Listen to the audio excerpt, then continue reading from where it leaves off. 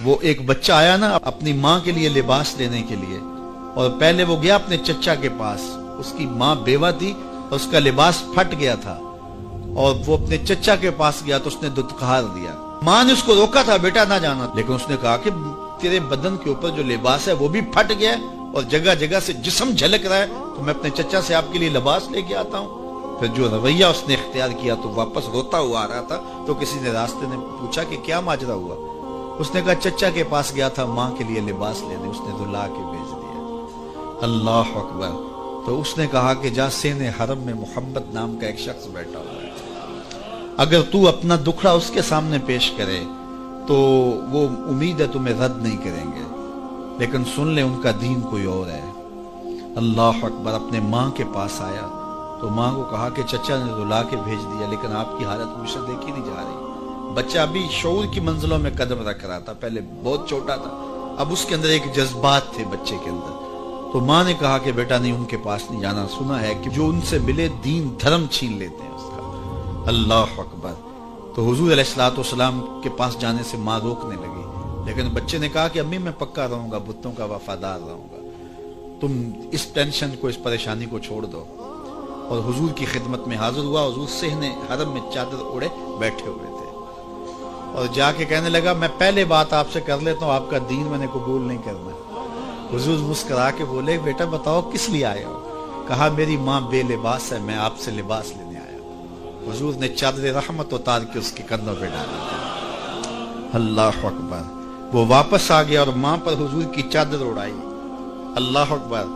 اور ماں نے کہا کہ بیٹے اس نے اپنا دین تو نہیں تجھے دیا؟ کہا نہ میں نے پہلے کہہ دیا تھا تیرے دین نہیں مانوں گا۔ ماں کہنے لگی پتر اس کا دین ماننا چاہیے، یہ جس نے رحمت کی چادر ہمارے سر پہ تار دی۔ اللہ اکبر۔ تیری تک کے ادامہ میں مرید ہو گئے۔ اس بوڑھی عورت کا قصہ بھی آپ نہیں بھول سکتے، جو گھر کا سامان باندھ کے اپنے دروازے پہ بیٹھی ہوئی تھی، اور اس نے سنا تھا مکے میں ایک جادوگر آیا ہے جسے ملتا ہے اس کا دین چھین لیتا ہے، کہیں ایسا نہ ہو کہ کہیں اس سے ملاقات ہو جائے اور وہ دین ہی میرا چھین لے، مجھے شہر چھوڑ دینا چاہیے۔ گھر کے تھڑے کے اوپر سامان باندھ کے بیٹھی ہے، حضور بھی گزرے، اس نے دیکھا تو کہا بھتیجے یہ سامان میرے سر پہ رکھ دے۔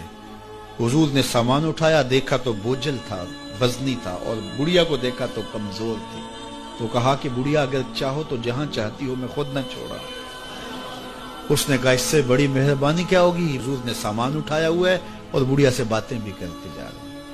تو بڑھیا کو کہا کیوں جا رہی ہے؟ اس نے کہا کہ سنا ہے یہاں ایک جادوگر ہے جو لوگوں کا دھرم لوٹ لیتا ہے، لوگوں کا دین لوٹ لیتا ہے۔ میں نے ساری زندگی بتوں سے وفا کی، میرے آباء و اجداد نے بتوں سے وفا کی ہے، میں چاہتی ہوں دین اجداد ہاتھ سے چھوٹ نہ جائے، آخر اس شہر میں رہتی ہوں کہیں مل نہ جائے۔ خیر حضور نے کچھ نہیں کہا، اس کا سامان نہیں پھینک دیا کہ ٹھیک ہے تم پھر جاؤ۔ سامان اس کا اٹھایا اور جہاں تک اس نے جانا تھا سامان پہنچایا، سامان سپرد کر کے واپس پلٹنے لگے۔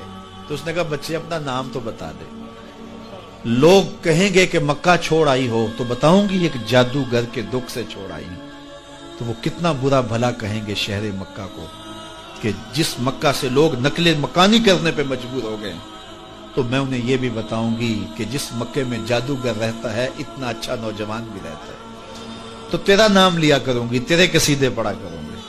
تو حضور علیہ السلام مسکرا پڑے، کہا بڑھیا جس جادوگر سے بھاگ کے آئی ہے وہ تیرے سامنے کھڑا ہے۔ اس نے کہا سچ سے آپ ہی محمد ہیں؟ حضور نے فرمایا نام میرا یہی ہے۔ تو اس نے کہا پھر آپ کا جادو میرے پہ چل گیا ہے۔ اللہ اکبر۔ تیری تک کے ادامہ میں مرید ہو گئی، لوگوں کی خدمت کریں، بوڑھوں کے کام آئیں، دکھیوں کے کام آئیں، مصیبت زدہ کے کام آئیں۔ حضور یتیم ہو کے یتیم پرور تھے، لاچاروں کی مدد کرتے، لوگوں کے گھروں میں پانی بھر کے دے دیتے، اور دکھیوں کے کام آ جاتے اور مصیبت زدوں کے کام آ جاتے۔ تو حضور سے پیار کرنے والوں، امت میں آپس میں حسد نہ پھیلاؤ، بغض نہ کرو، نفرتوں کے پہاڑ کھڑے نہ کرو، ایک دوسرے سے پیار کرو، جڑو، امت وحدہ بنے، اور اپنے ماحول کو، اپنی معاشرت کو ایک خوبصورت معاشرت کا رنگ دو، اور اپنی زندگی کو حضور کے نام کر دو۔